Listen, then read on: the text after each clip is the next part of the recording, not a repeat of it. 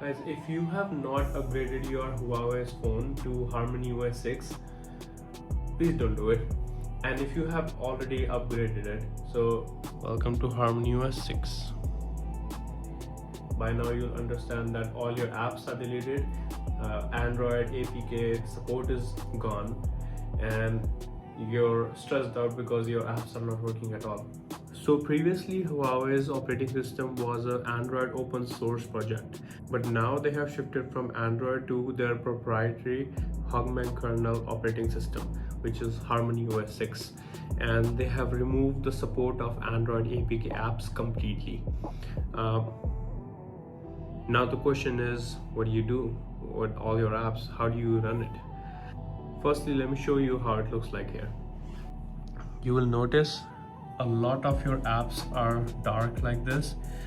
So the worst thing that you will see in this phone is all your app stores, all the hacks that you were using, all are gone. So your Gbox is gone, your Aura store is gone, and all your apps that you installed are gone, and your open source app stores are also gone. But some of your apps will be showing that you can still download it. So if you click on any of the apps that's all dark, it will show you that it's not officially available on HarmonyOS. So stay tuned for the updates. So that means it's never coming up. If you take a look on this side, I have some apps that have an airplane on top of them. I'll show you in a minute what it means. So they're running these apps by using a bridging app. So HarmonyOS, they have given a support for EasyAbroad or DroidTong apps. So if you use these apps, these create a virtual Android environment for this phone. So you are still able to run all the Android apps, but you need to have these apps available on these app stores. So the main problem is that you can, I guess it, that the whole app is in Chinese, and you can still download all the apps, but the problem is that you don't know what you just pressed. And if you're looking for more apps, I'm not sure what I'm pressing. I guess everything's available here. Most of the apps are available here, but you still cannot run any of the banking apps on it. I don't think, I wasn't expecting this. It just showed up. So I wouldn't trust this different language to run my bank accounts, but you can still download all the apps. You can do the same thing with the DroidTong. It's another app store that you can still use and download apps from here. So for applications that can be restored, that it shows me that to restore, let's see. So what it is going to do is it's going to import all these files and apps into this application and just reinstall these. So take a look at this. So if I install the NFS Most Wanted and click restore, it says the app is restoring. It says just be patient, and it's done. So it has moved that app from the HarmonyOS section to a sandbox environment, so we're able to run this app.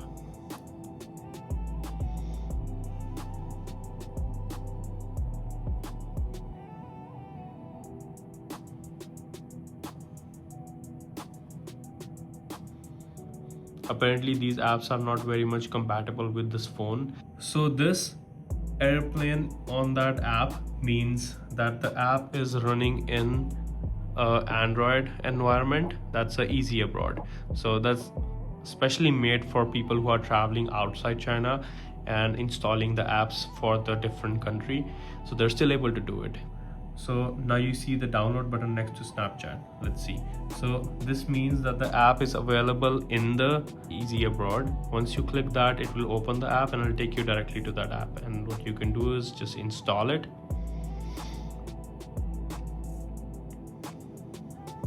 And there you go.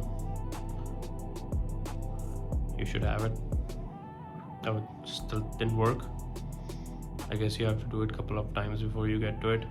Oh, okay. I am not sure what I'm going to press here, but this shows me a green arrow, but so I guess it just took me to the thing.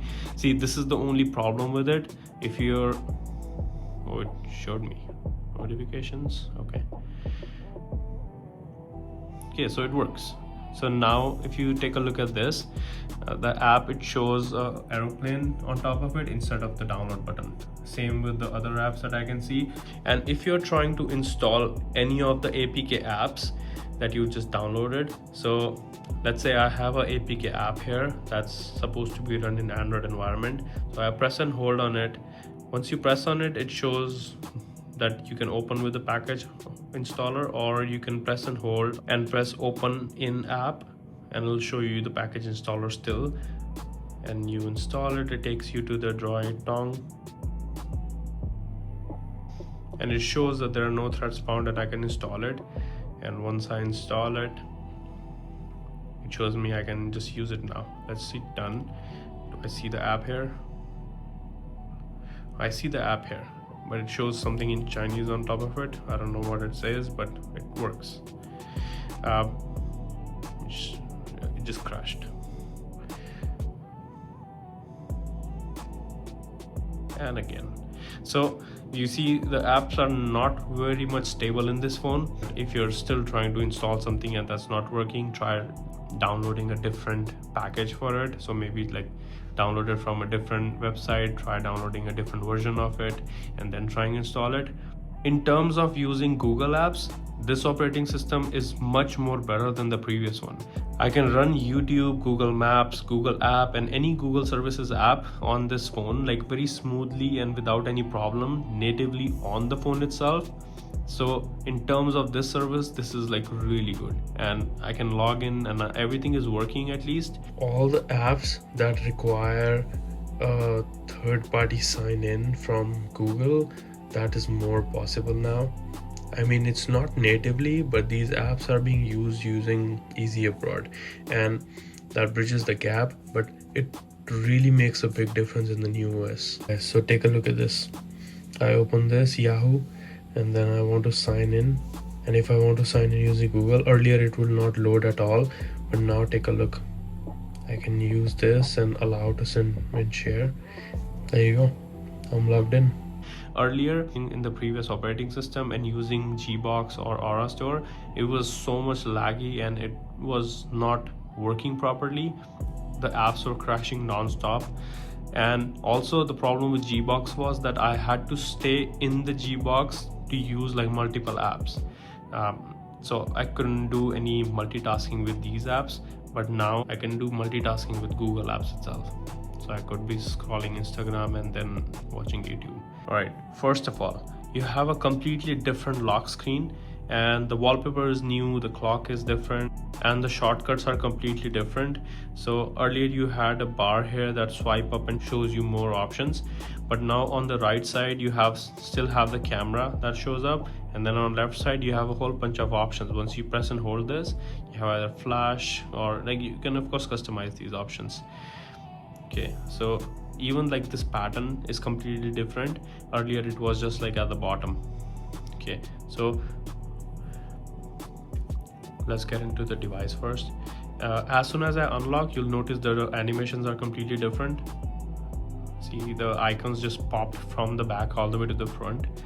Okay, so if you take a look at the recent apps, the recent app combination that I just opened is still there, and I can still open it together from here. Take a look at this. It's so nice.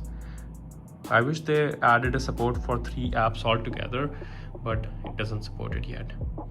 Let's try using it. If you want to open like a third app, you either have to like go close one of the apps or like go somewhere in the corner. It just replaces the app. It doesn't work with 3 apps yet. It'll be so much comfortable to have 3 apps. This operating system has better widgets also. So before I could disable this stuff, and another important update in this one is that once you swipe up, you can have the app drawer now. So instead of like no app drawer and like having everything on your home screen, now you can have a clean home screen and then an app drawer. Alright guys, I hope I was able to answer some of your questions, and if you're still facing any problems or if you have any questions, leave them in comments. I'll try my best to answer them and solve them for you. So make sure you subscribe to the channel, make sure you leave a like, and thanks for watching.